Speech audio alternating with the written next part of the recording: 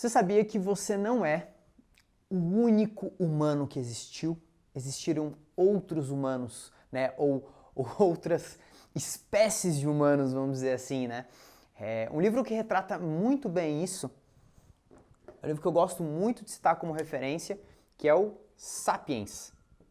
Tá? Fica a recomendação dessa leitura para você.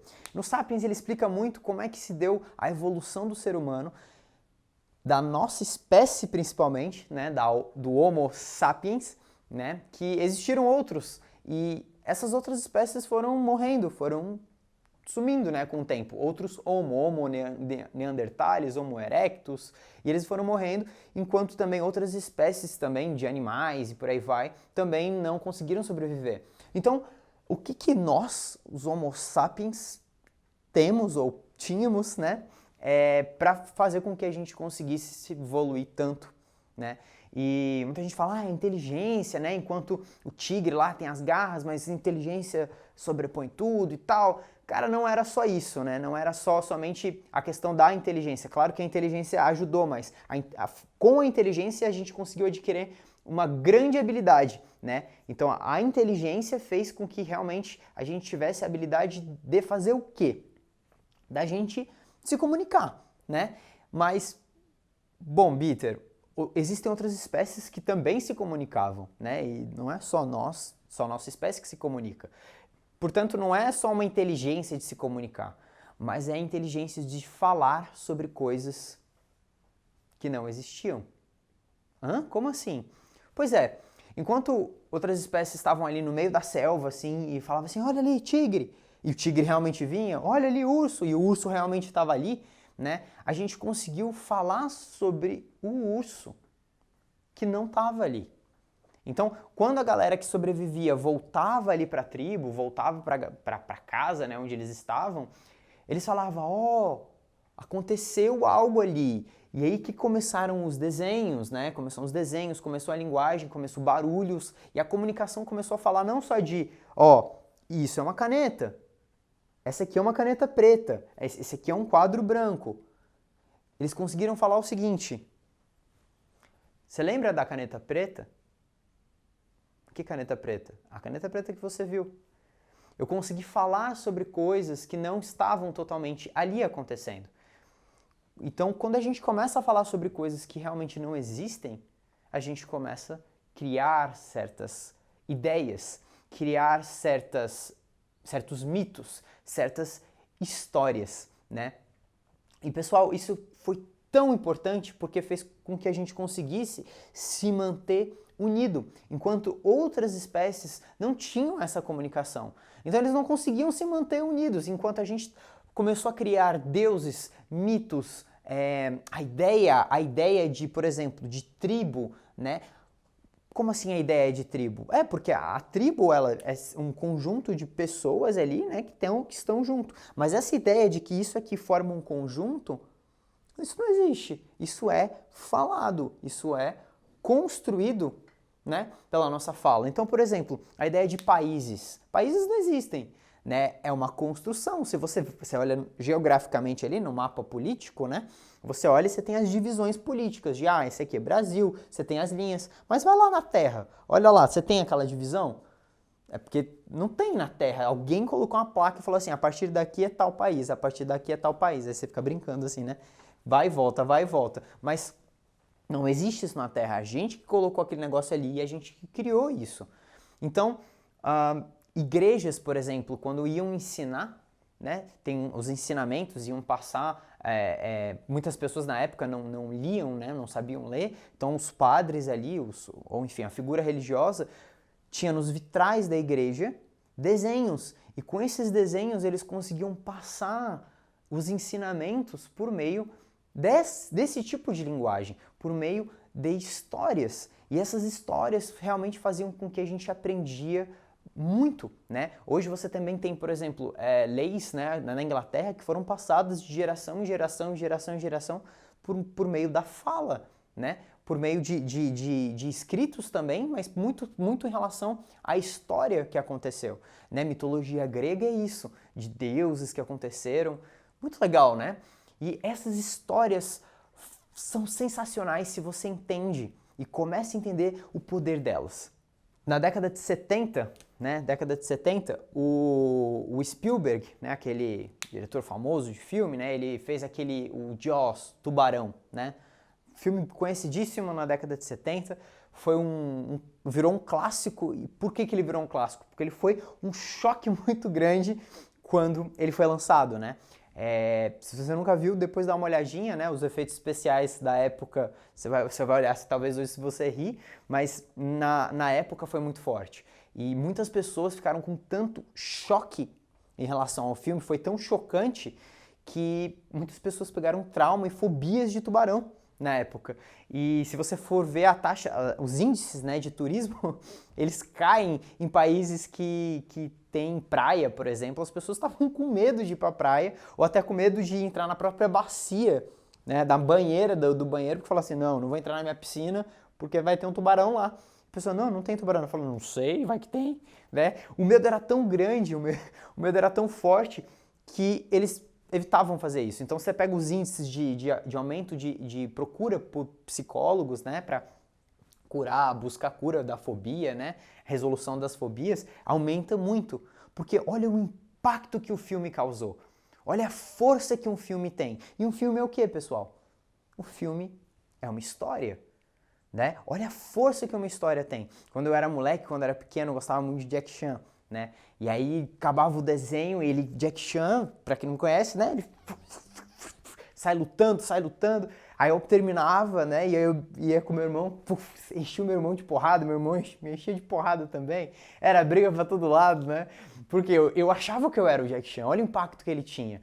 Né? Você fala, se você achar que isso é uma coisa de criança, e você quando vê um filme de carro, né?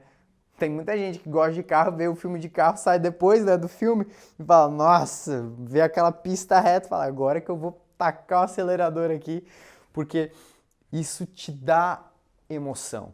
Histórias trazem muita emoção, trazem muita vivência. É um dos poderes sensacionais que a história tem. Por exemplo, hoje Netflix faz muito isso. Você deve conhecer Netflix que você está aí, né, assistindo.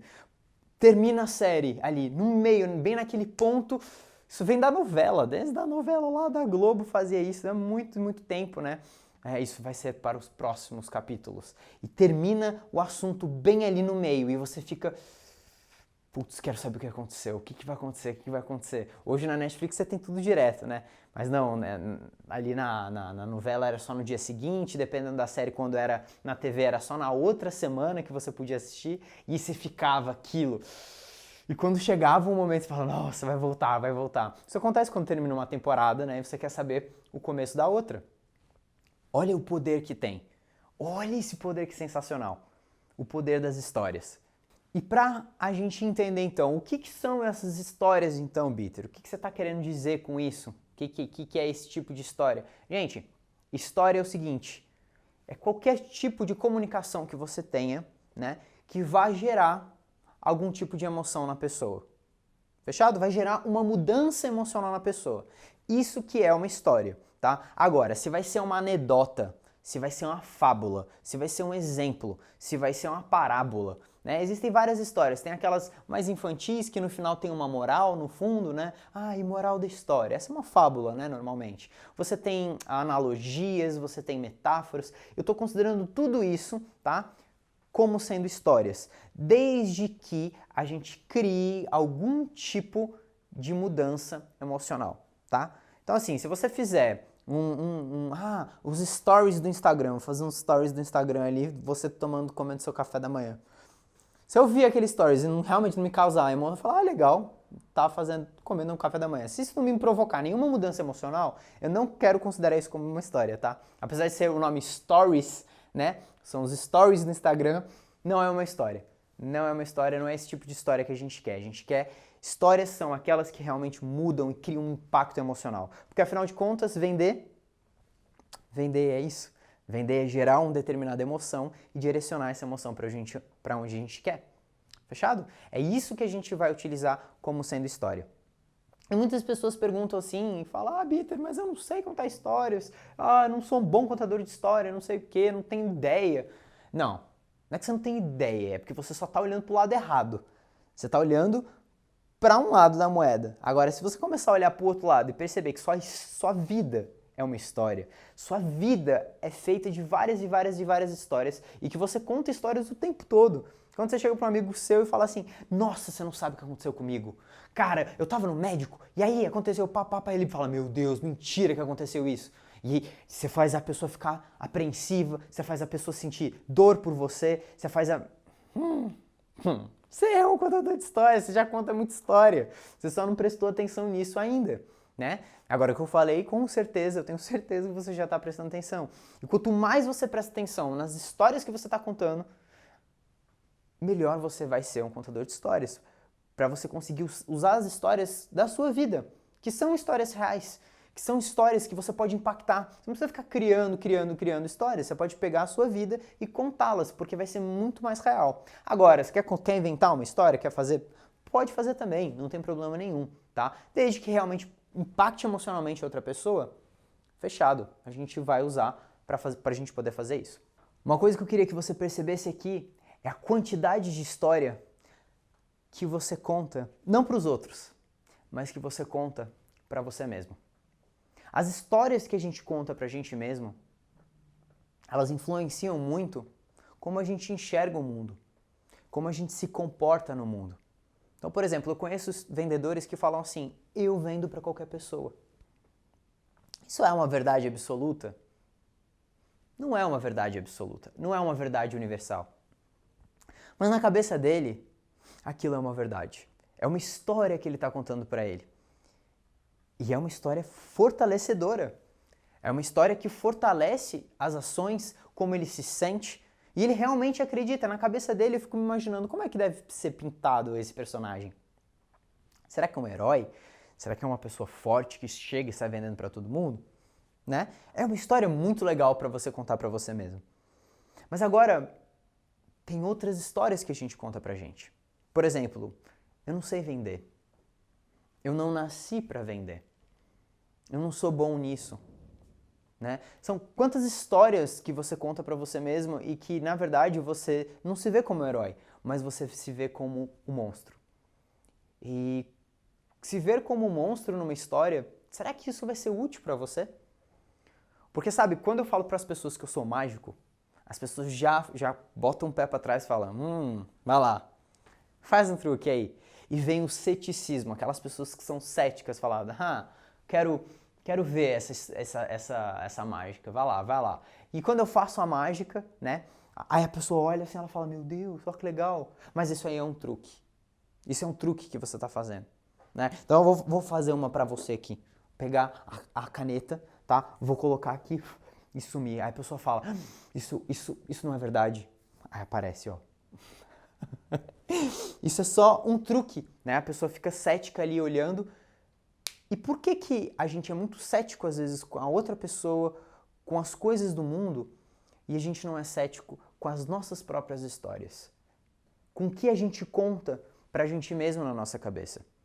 Porque se eu não nasci para vender, se outras pessoas também não nasceram, e se outras pessoas também não nasceram, e aí? Ninguém vira vendedor? É isso? Então só realmente quem nasceu com um gene, né? Hoje a gente não tem nem universidade de venda, não tem nem faculdade de venda, né? Então, essas histórias que a gente conta pra gente mesmo são só histórias e que dá pra gente realmente conseguir mudar. Porque afinal de contas, tudo é um aprendizado. As pessoas aprendem. Eu já falei com vários e vários outros vendedores, pessoal. Tem pessoas que realmente não vendiam absolutamente nada, nunca venderam na vida e chegaram ali e começaram a vender. O que é isso?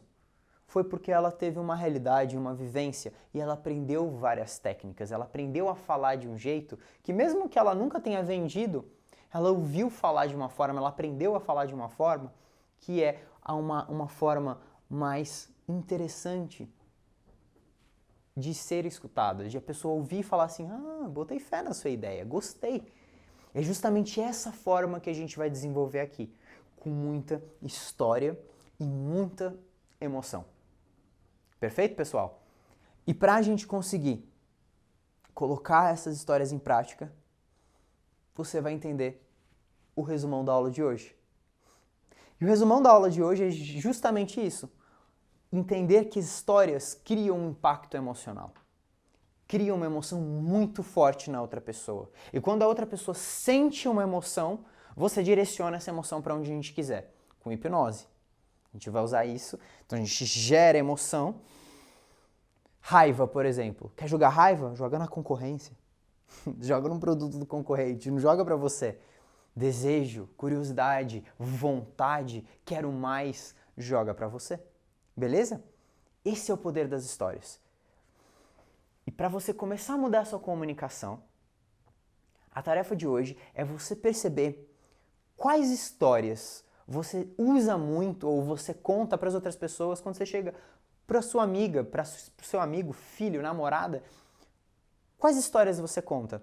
Você conta mais histórias pessoais para as pessoas? Ah, eu tava lá. Você conta mais histórias profissionais de, tava lá no trabalho e tal. Você conta mais histórias, não sei, das suas aventuras, das suas viagens, ou você mistura todas um pouco.